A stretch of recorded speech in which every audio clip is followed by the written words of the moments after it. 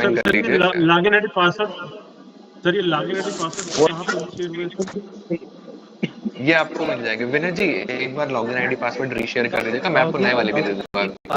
Login ID Sachin ji नहीं मिले हुए हैं जी सचिन जी जी जी बताइए। लॉगिन आईडी पासवर्ड सबको शेयर किए जा चुके हैं कल। डीपीआरओ और डीडी की जो सारी मेल आईडी है सब पे भेजे गए कल, तो वहां से मिल जाएंगे आपको। अच्छा ठीक है।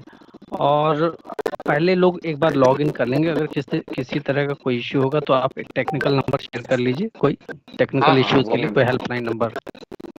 वो है इसमें पीपीटी में लिखा हुआ है, मैं आपके साथ अभी फिजिकल पीपीटी शेयर कर दूंगा। हाँ ठीक है, तो यही आप फॉरवर्ड कर दीजिएगा, आगे मैं भेज दूंगा। बाकी मेरा नंबर भी आपके पास है ही, आप वो भी फॉरवर्ड कर सकते हैं, कोई दिक्कत नहीं है।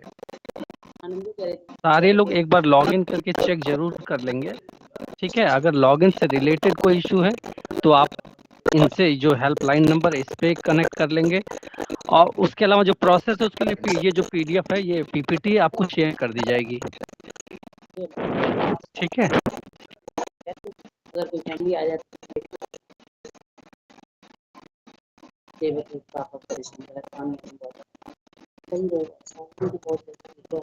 तो आगे हम नेक्स्ट लॉगिन पे बढ़ते हैं, जो कि हमारा डीपीआरओ का लॉगिन है।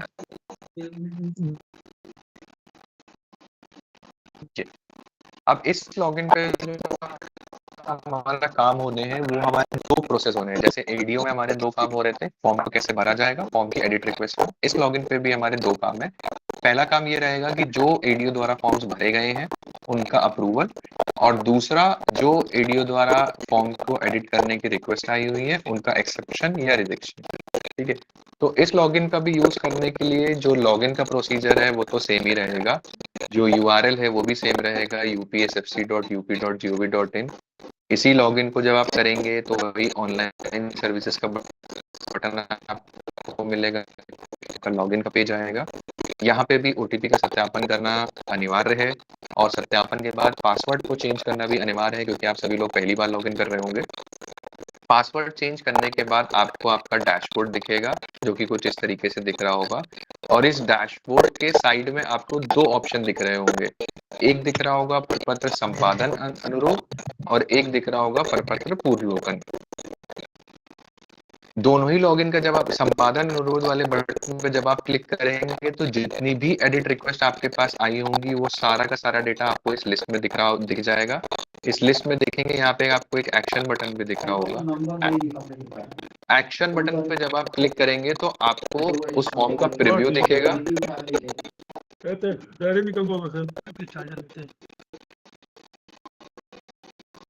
एक्शन बटन पे क्लिक करने पे आपको पहले तो फॉर्म का प्रीव्यू दिख रहा होगा, वो आप चेक कर सकते हैं। और नीचे आपको दो बटन दिख रहे होंगे, या तो अप्रूवल का या तो रिजेक्शन का। अगर आप एडिट रिक्वेस्ट को अप्रूव कर देते हैं तो एडीओ लेवल पे फॉर्म फिर से रीओपन हो जाएगा, उनको फिर से फॉर्म भर सकते हैं। वो रिजेक्ट कर सकते हैं तो वो रिक्वेस्ट वहीं पे कैंसिल हो जाती है, एडीओ को दोबारा से फॉर्म को एडिट करने का ऑप्शन नहीं मिलेगा।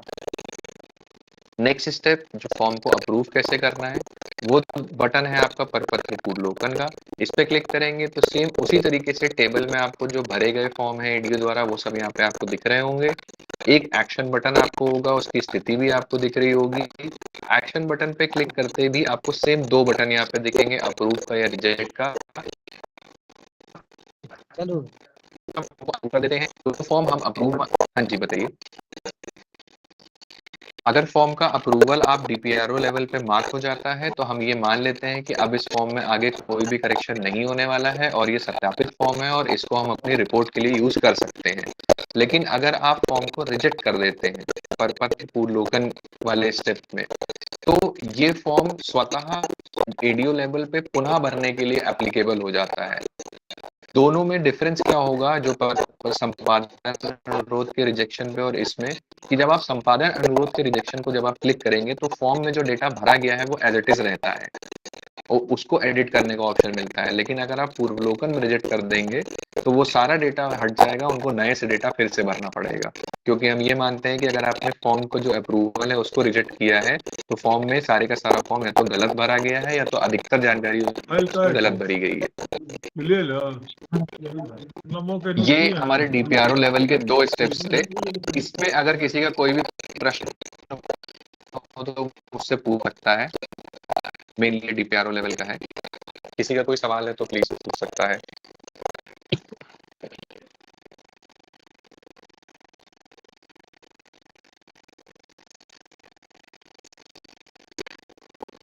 आएगा ना जी, कैसे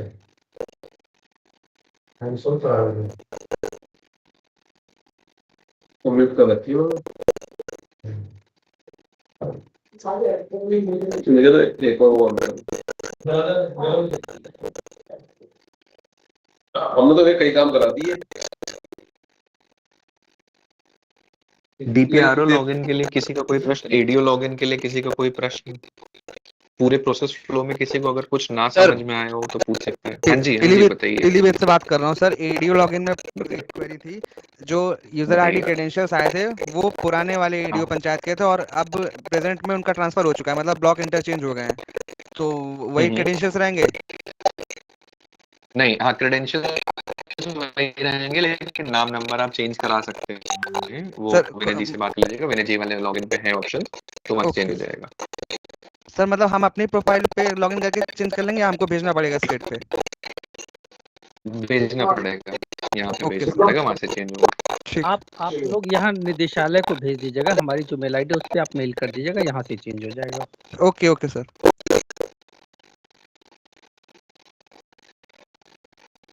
और कोई प्रश्न किसी का?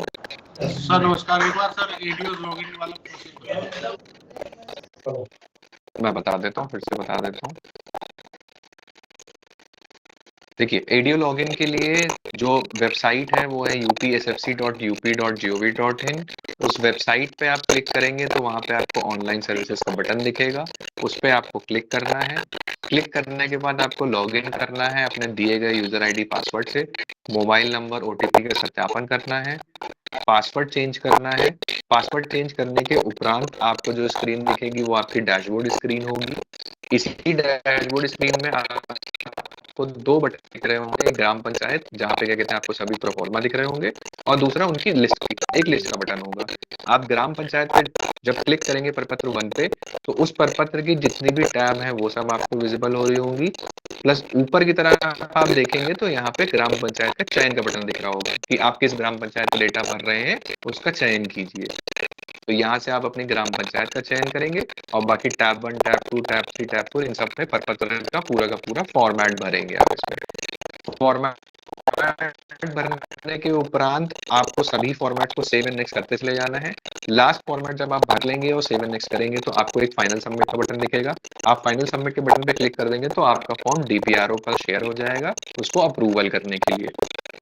फाइनल सबमिशन से पहले आप अपने फॉर्म को स्वतः एडिट कर सकते हैं, किसी कोई परमिशन की रिक्वायरमेंट नहीं है। लेकिन अगर एक बार आपने फाइनल सबमिट कर दिया तो एडिट करने के लिए आपको एडिट रिक्वेस्ट करना पड़ेगा। एडिट रिक्वेस्ट करने के लिए यही फाइनल सबमिट का बटन एडिट रिक्वेस्ट में बदल जाता है, उस पर आप क्लिक करेंगे, ये रिक्वेस्ट आपके डीपीआरओ पे जाएगी। डीपीआरओ अगर उस रिक्वेस्ट को एक्सेप्ट कर देते हैं तो आपका फॉर्म फिर से ओपन हो जाएगा, आपको उसमें फिर से जानकारियां भर पाएंगे। लेकिन अगर रिजेक्ट हो जाता है तो आप उसको फिर से एडिट नहीं कर पाएंगे। एडीओ लेवल पे इतनी चीजें होती हैं। बाकी आपने जो जो फॉर्म भरे हैं उसकी लिस्ट चेक करने के लिए आप प्रपत्र पूर्वोपन सूची वाले टैब का इस्तेमाल कर सकते हैं। वहां पे आपको जो भी आपने फॉर्म भरे हैं सब दिखेंगे। ठीक है सर, ये एक बार सर ये जो प्रेजेंटेशन चल रहा है सर इसको भी ग्रुप में शेयर करने। हाँ, ये शेयर हो जाएगी अभी आपके साथ, ये वेबसाइट पे भी लग जाएगी। कौशाम्बी कुछ कहना चाह रहे हैं सर। डेटा हाँ भरना जी, बताइए। डेटा कब से भरना शुरू किया जाएगा? आपके पास लॉगिन है, आप तुरंत शुरू कर दीजिए।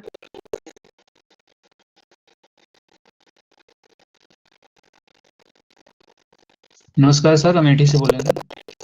बताइए। सर जो ड्रॉप डाउन आप दिखा रहे थे ग्राम पंचायतों की लिस्ट जिसमें आएगी, जिस ग्राम पंचायत को हम फिल करेंगे, तो कितनी ग्राम पंचायतें हमने कर ली हैं, कितनी रह गई हैं, ये आइडेंटिफाई कर पाएंगे?